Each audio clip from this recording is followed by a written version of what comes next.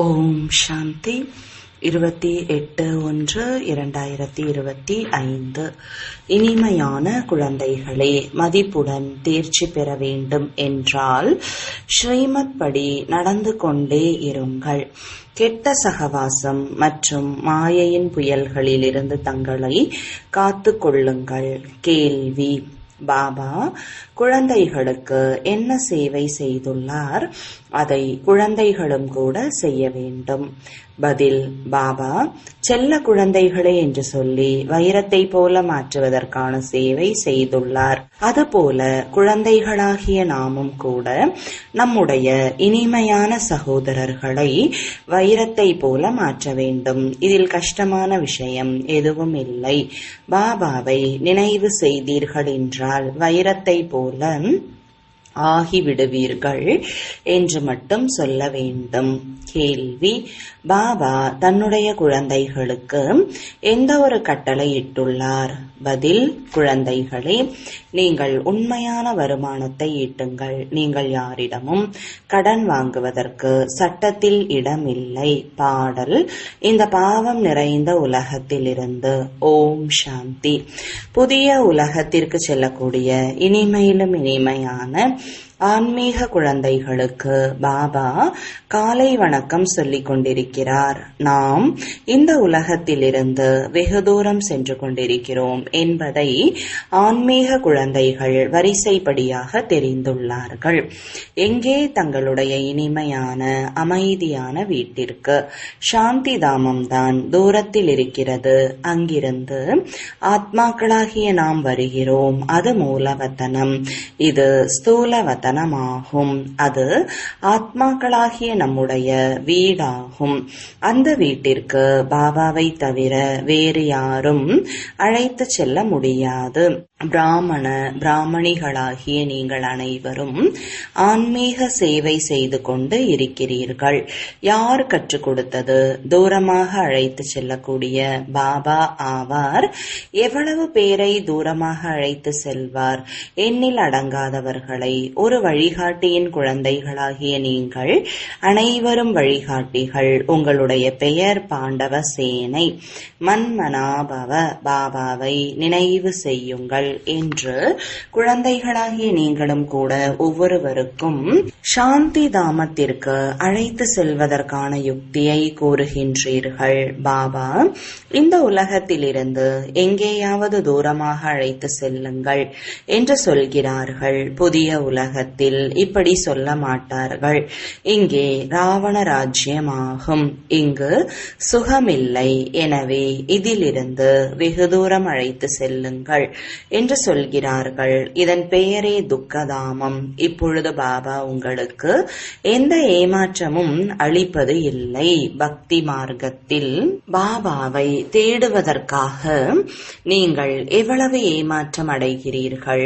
நான் மறைமுகமாக இருக்கிறேன் என்று பாபா அவரே கூறுகிறார். என்னை இந்த கண்களின் மூலம் யாரும் பார்க்க முடியாது. கிருஷ்ணருடைய ஆலயத்தில் காலில் விழுந்து வணங்குவதற்காக ஒரு சிறு பலகையை வைக்கிறார்கள். நீங்கள் விழுந்து வணங்க எனக்கு கால்களே இல்லை. நான் உங்களை செல்ல குழந்தைகளே என்று அழைக்கிறேன். இனிமையான சகோதரர்களே, பரலௌகீக தந்தையை நினைவு செய்தீர்கள் என்றால் பாவ கர்மங்கள் அழிந்துவிடும் என்று நீங்களும் கூட மற்றவர்களுக்கு கூறுகிறீர்கள். அவ்வளவுதான், வேறு எந்த கஷ்டமும் இல்லை. எப்படி பாபா வைரத்தை போல மாற்றுகிறாரோ அதுபோல குழந்தைகளும் கூட வைரத்தை போல மாற்றுகிறார்கள். மனிதர்களை வைரத்தை போல எப்படி மாற்றுவது என்பதை தான் கற்றுக்கொள்ள வேண்டும். நாடகத்தின்படி கல்பத்திற்கு முன்பு போலவே ஒவ்வொரு கல்பத்திலும் சங்கம யுகத்தில் பாபா வந்து நமக்கு கற்றுக் கொடுக்கிறார். பிறகு நாம் மற்றவர்களுக்கு கற்றுக் கொடுக்கிறோம். பாபா வைரத்தை போல மாற்றிக்கொண்டிருக்கிறார். கோஜர்களின் குரு ஆஹா காங்கை தங்கம், வெள்ளி, வைரத்தால் எடை போட்டார்கள் என்பது உங்களுக்கு தெரியும். நேருவை தங்கத்தினால் எடை போட்டார்கள். அவர் ஒன்றும் வைரத்தை போல மாற்றவில்லை.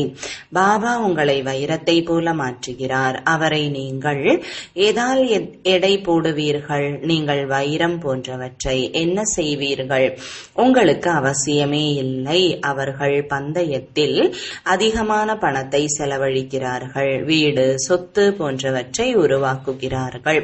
குழந்தைகளாகிய நீங்கள் உண்மையான வருமானத்தை சம்பாதித்துக் கொண்டிருக்கிறீர்கள். நீங்கள் யாரிடமாவது கடன் வாங்கினீர்கள் என்றால் பிறகு 21 பிறவிகளுக்கு நிறைத்து கொடுக்க வேண்டியிருக்கும். நீங்கள் யாரிடமும் கடன் பெறுவதற்கு சட்டம் இல்லை. இந்த சமயத்தில் அனைத்தும் பொய்யான வருமானம் என்பதை நீங்கள் தெரிந்துள்ளீர்கள். இவை அனைத்தும் அழிய போகிறது. இவை அனைத்தும் சோழிகள் என்பதை பாபா பார்த்து இருக்கிறார். நமக்கு வைரங்கள் கிடைக்கிறது. எனவே இந்த சோழிகளை வைத்துக்கொண்டு என்ன செய்வீர்கள்?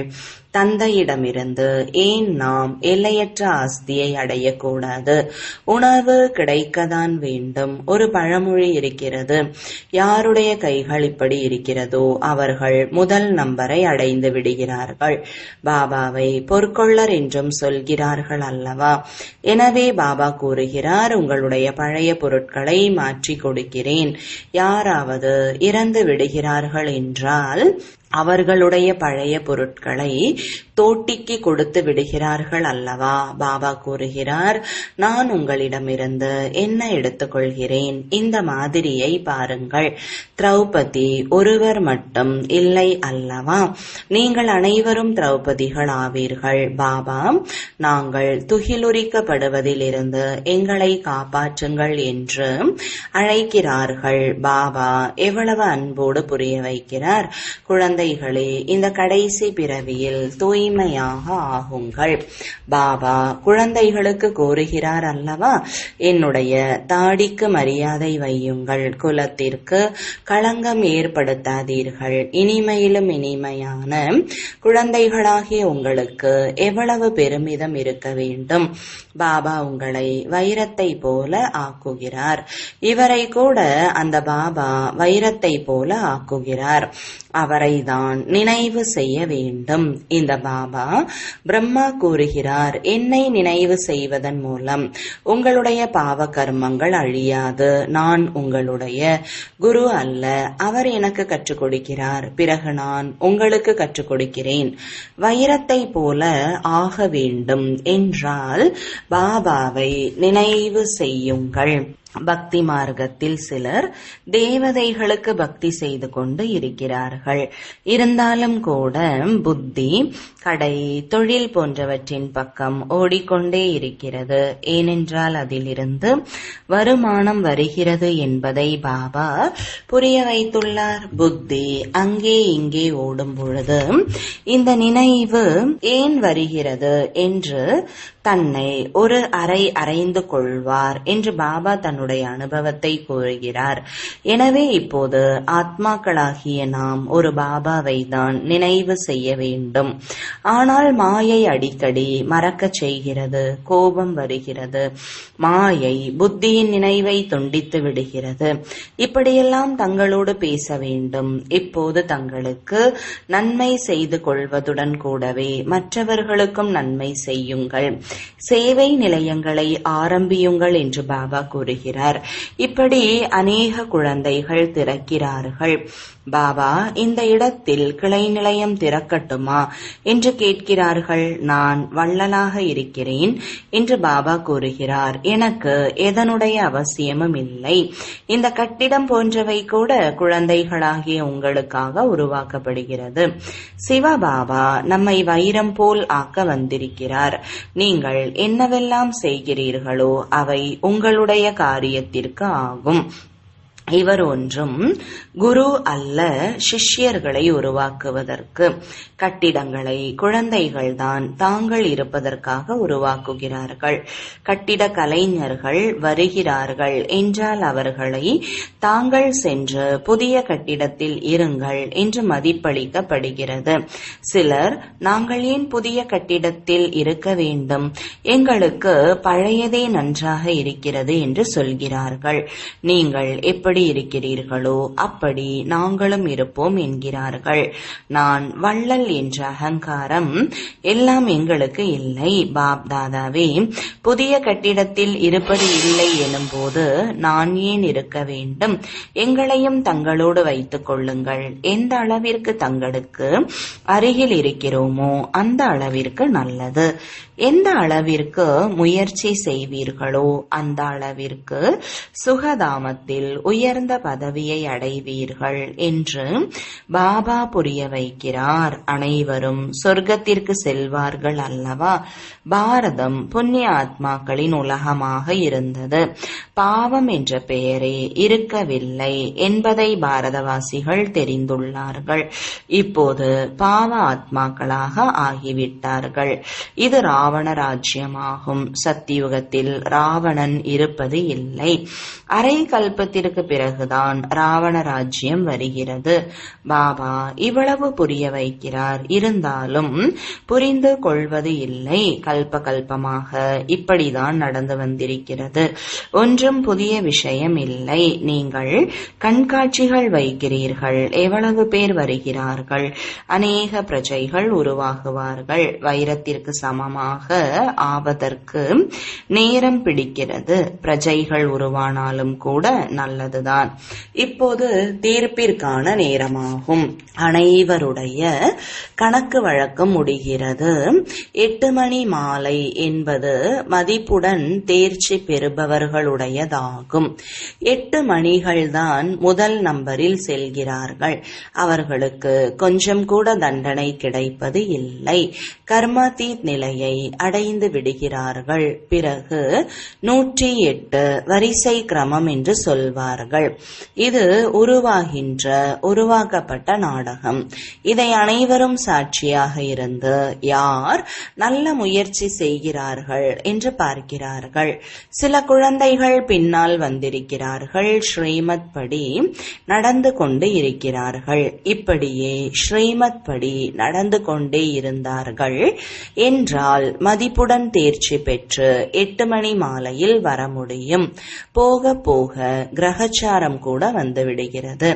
இந்த எழுச்சி மற்றும் வீழ்ச்சி அனைவருக்கும் வருகிறது. இது வருமானமாகும். சில நேரங்களில் மிகவும் மகிழ்ச்சியாக இருப்பார்கள். சில நேரங்களில் துக்கம், மாயையின் புயல் மற்றும் கெட்ட சகவாசம் பின்னால் தள்ளிவிடுகிறது. மகிழ்ச்சி மறைந்து விடுகிறது. நல்ல சேர்க்கை உயர்த்தும் மற்றும் கெட்ட சகவாசம் வீழ்த்திவிடும் என்று பாடப்பட்டுள்ளது. இப்போது ராவணனுடைய சகவாசம் வீழ்த்திவிடும். ராமருடைய சகவாசம் உயர்த்தும். ராவணனுடைய வழியின் மூலம் இப்படி ஆகிவிட்டார்கள். தேவதைகள் கூட இறங்கும் மார்க்கத்தில் செல்கிறார்கள். அவர்களுடைய சித்திரத்தை எவ்வளவு மோசமாக காட்டுகிறார்கள்.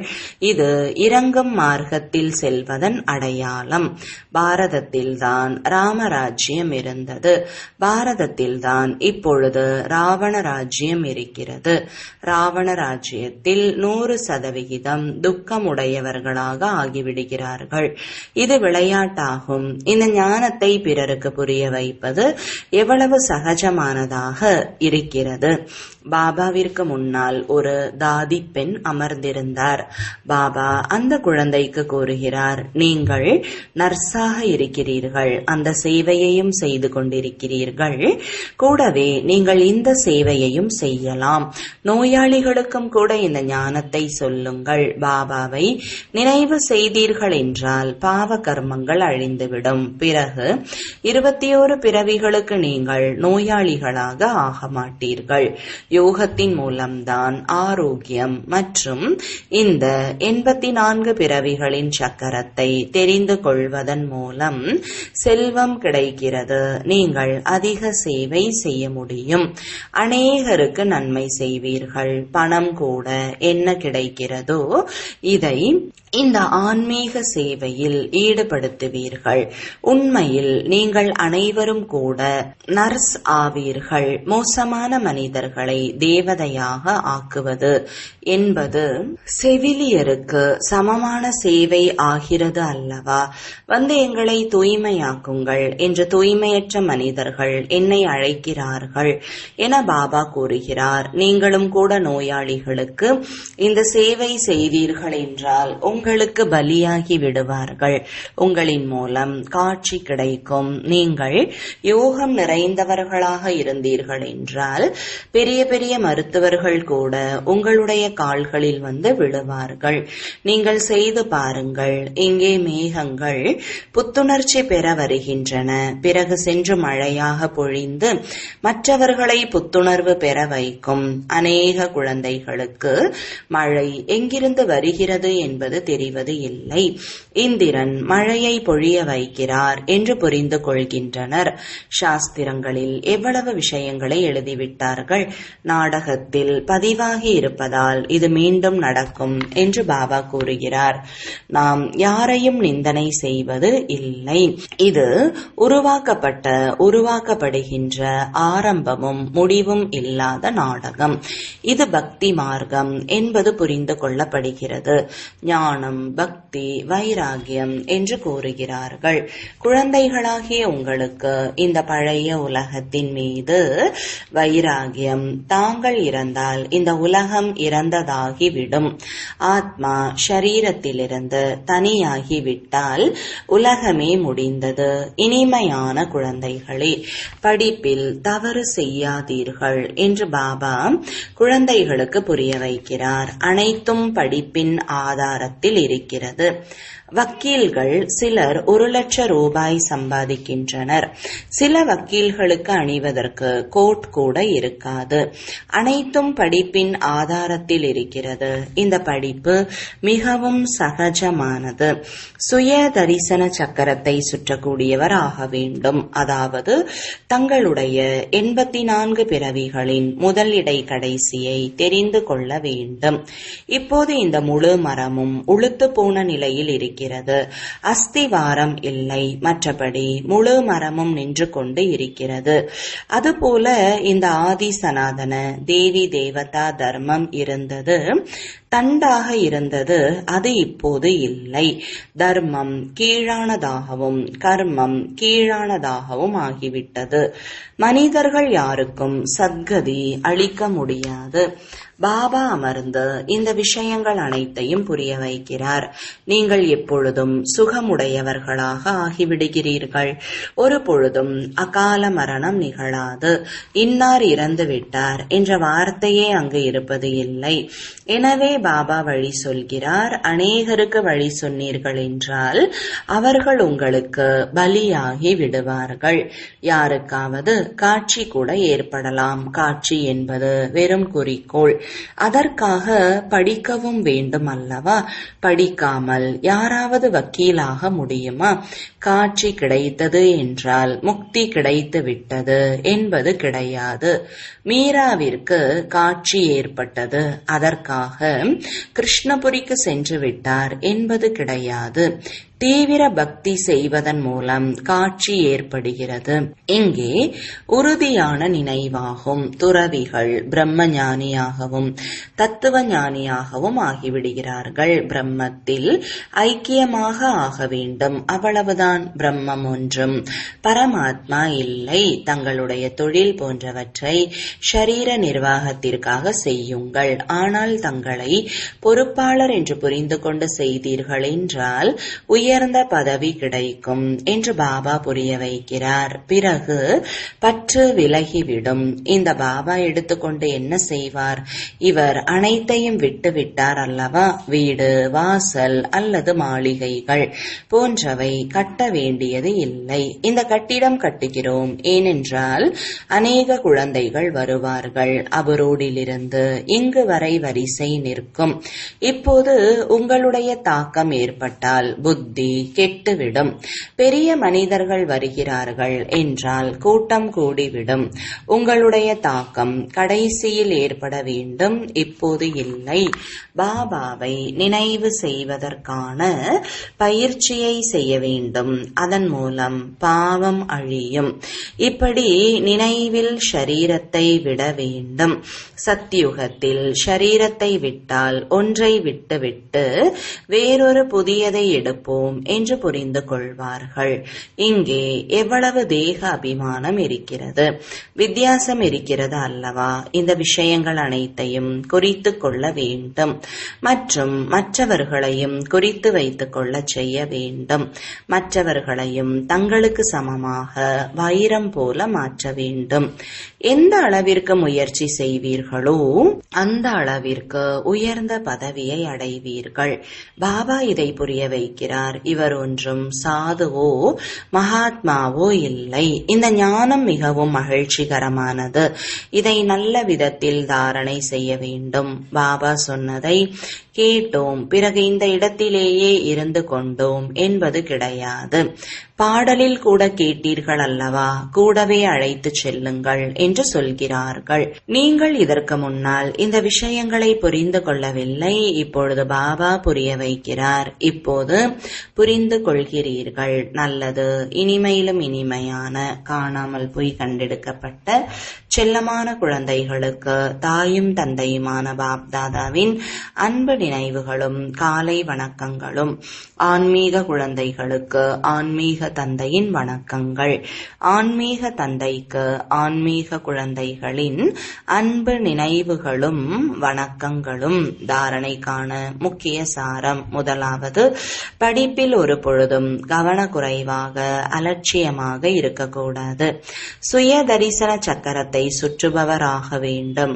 வைரத்தை போல் ஆக்கும் சேவை செய்ய வேண்டும். இரண்டாவது, உண்மையான வருமானத்தை ஈட்ட வேண்டும் மற்றும் ஈட்ட வைக்க வேண்டும். தங்களுடைய பழைய பொருட்கள் அனைத்தையும் மாற்ற வேண்டும். கெட்ட சகவாசத்திலிருந்து தங்களை காத்து கொள்ள வேண்டும். வரதானம். உலகத்தின் ஒளியாக ஆகி பக்தர்களை பார்வையாலேயே திருப்திப்படுத்திவிடக்கூடிய தரிசனத்திற்கு உகந்த மூர்த்தி ஆவீர்களாக. விளக்கம். முழு உலகமே உலகத்தின் கண்களாகிய உங்களுடைய பார்வையை பெறுவதற்கான எதிர்பார்ப்பில் இருக்கிறார்கள்.